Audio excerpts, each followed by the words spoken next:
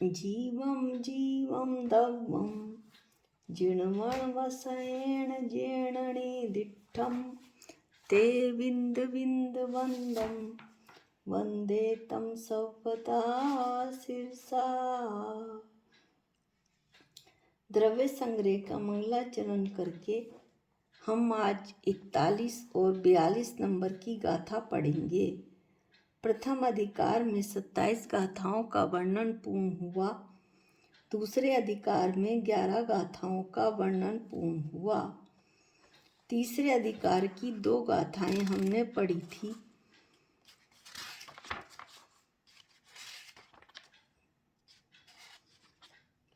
उनतालीस नंबर की और 40 नंबर की। 39 नंबर में मोक्ष मार्ग का स्वरूप बताया गया था और 40 नंबर में रतनत्रय स्वरूप आत्मा ही मोक्ष का निश्चय कारण है, इसकी चर्चा की गई थी। आज हम 41 नंबर की गाथा पढ़ेंगे, जिसमें यह बताया जा रहा है कि सम्यक दर्शन होने पर ही ज्ञान सम्यक होता है। गाथा पाठ करते हैं। जीवादि सददेहणं सम्मत्तं रुवमप्पणो तं तु दुर्भिणी वेशविमुक्तं राणं सम्मं खुहोदी सदीजमहि। जीवादि जीव अजीव आश्रव वन संवर निर्जरा और मोक्ष, इन 7 तत्वों और 6 द्रव्यों जीव पुद्गल धर्म अधर्म आकाश काल का यथार्थ सददेहणम यथा श्रद्धान करना, सम्मतम सम्यक्त्व है, सम्यक दर्शन है, तम वह अपणोरुमम आत्मा का स्वभाव है, तू और जमही जिस सम्यक दर्शन के सदी होने पर राणम ज्ञान खु निश्चय से दुर्भिणिवेश विपरीत अभिप्राय से विमुक्कम रहित होता हुआ सम्मम होदी सम्यक ज्ञान हो जाता है। अर्थात इसमें ये बताया जा रहा है, हम सरल भाषा में इसे पढ़ते हैं कि जिनेंद्र देव द्वारा कहे हुए 7 तत्वों का यथार्थ श्रद्धान व्यवहार सम्यक दर्शन कहलाता है। वह सम्यक दर्शन भी आत्मा का स्वरूप स्वभाव गुण या धर्म है और उस सम्यक दर्शन के होने पर संशय विपरीत अनध्यवसाय का अभाव हो जाने से ज्ञान सम्यक ज्ञान कहलाता है। इससे पहली 40 नंबर की गाथा में यह बतलाया गया था कि व्यवहार मोक्ष मार्ग और निश्चय मोक्ष मार्ग के भेद से मोक्ष मार्ग 2 प्रकार का होता है। जब वह सम्यक दर्शन ज्ञान चारित्र रूप 3 भेद से होता है तो वह व्यवहार मोक्ष मार्ग होता है। जब ये तीनों भेद सम्यक दर्शन सम्यक ज्ञान सम्यक चारित्र आत्म में होकर एक आत्मा ही हो जाते हैं, अर्थात ये तीनों आत्मा में सम्मोहित हो जाते हैं, तो यह निश्चय मोक्ष मार्ग कहलाता है। यहाँ जो 3 बातें बतलाई गई हैं, सम्यक दर्शन सम्यक ज्ञान और सम्यक चारित्र, इनमें से सबसे पहले सम्यक दर्शन का अध्ययन इस गाथा में किया जा रहा है। सम्यक दर्शन का अभिप्राय है सही श्रद्धान। दर्शन का अभिप्राय देखना नहीं होता, दर्शन का अर्थ है सही श्रद्धान होना। श्रद्धान सही श्रद्धान किसके ऊपर होगा? जिनेंद्र देव के द्वारा बताए गए जीवादि विषयों में सही श्रद्धान का होना। श्रद्धा करने से, आस्था बढ़ाने से ही सम्यक दर्शन होता है। जब सम्यक दर्शन हो जाता है तो जीव का संसार मार्ग रुक जाता है। जीवादि तत्वों पर श्रद्धा करने से जो सम्यक दर्शन होता है वह मात्र हमारी बुद्धि का, मन का विषय नहीं होता, वह आत्मा में परिणमन के माध्यम से आता है। आत्मा में जो मिथ्या श्रद्धा का भाव अनादिकाल से बैठा है उसे हटाकर जीवादि 7 तत्वों के प्रति और 6 द्रव्यों के प्रति जो आस्था उत्पन्न होती है वही आत्मा का स्वभाव है। जीवादि 7 तत्वों के प्रति जब श्रद्धा होगी तो अपने जीव के प्रति, अपनी आत्मा के प्रति श्रद्धा होगी। 6 द्रव्यों के प्रति जब श्रद्धा होगी तो अपनी आत्मा के प्रति श्रद्धा होगी, क्योंकि यही आत्मा का स्वभाव है। मैं एक चेतन भगवान आत्मा हूँ, इसके अलावा वह मैं विश्व में अन्य कुछ भी नहीं हूँ। ऐसा पक्का श्रद्धान ही सम्यक दर्शन है। अब हम 42 नंबर की गाथा पढ़ते हैं, गाथा पाठ करते हैं, जिसमें सम्यक ज्ञान का स्वरूप बताया गया है।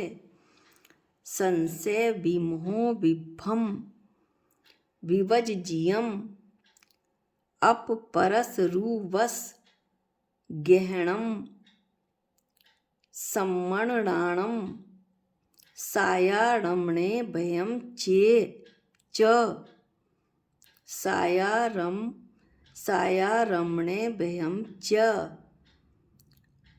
अपरसरुवश अपने आत्मा के व पर पदार्थों के स्वरूप का। संशय विमोह विभ्रम, संशय विपर्य और अनध्यवसाय, विवज्जियम रहित, गहनम ग्रहण करने को, सम्मरणाणम सम्यक ज्ञान कहते हैं। सायारम यह ज्ञान साकार, च और अणेभ्यम अनेक भेद वाला होता है।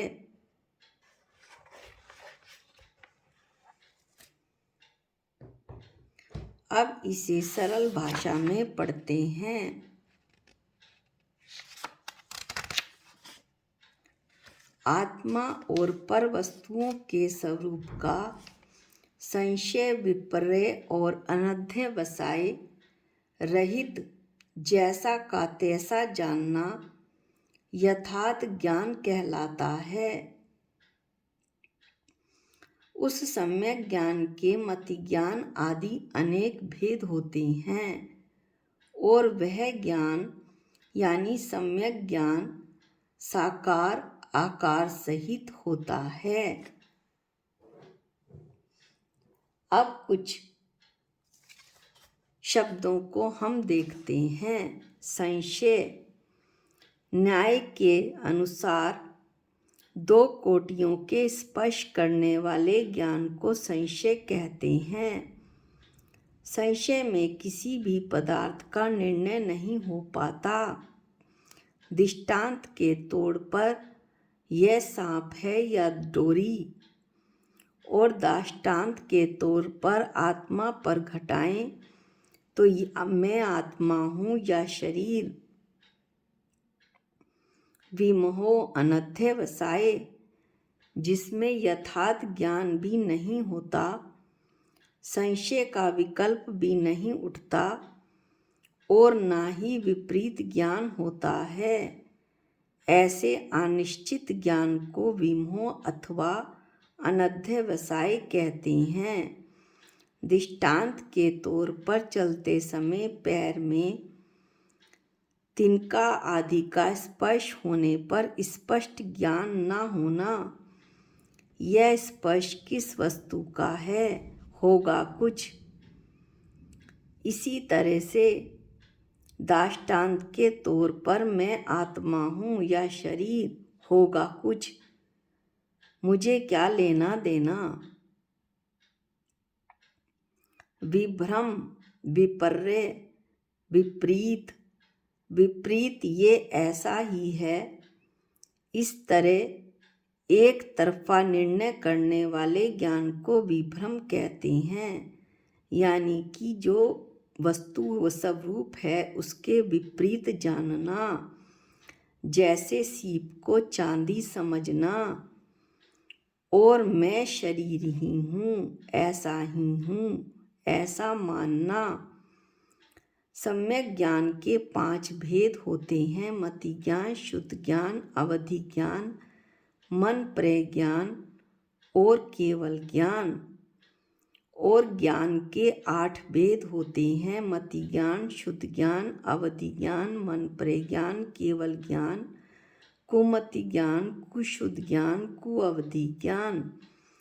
पर सम्यक दर्शन होने के बाद जब ज्ञान सम्यक ज्ञान हो जाता है तो जो ये मिथ्या ज्ञान है, कुमति, कुशुद्ध और कुअवधि, ये खत्म हो जाते हैं और केवल 5 ज्ञान रह जाते हैं: मति ज्ञान, शुद्ध ज्ञान, अवधि ज्ञान, मन प्रज्ञान और केवल ज्ञान।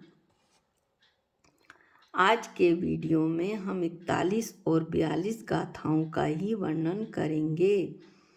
अगले वीडियो में हम दर्शनोपयोग के स्वरूप को जानेंगे कि दर्शनोपयोग का स्वरूप क्या है,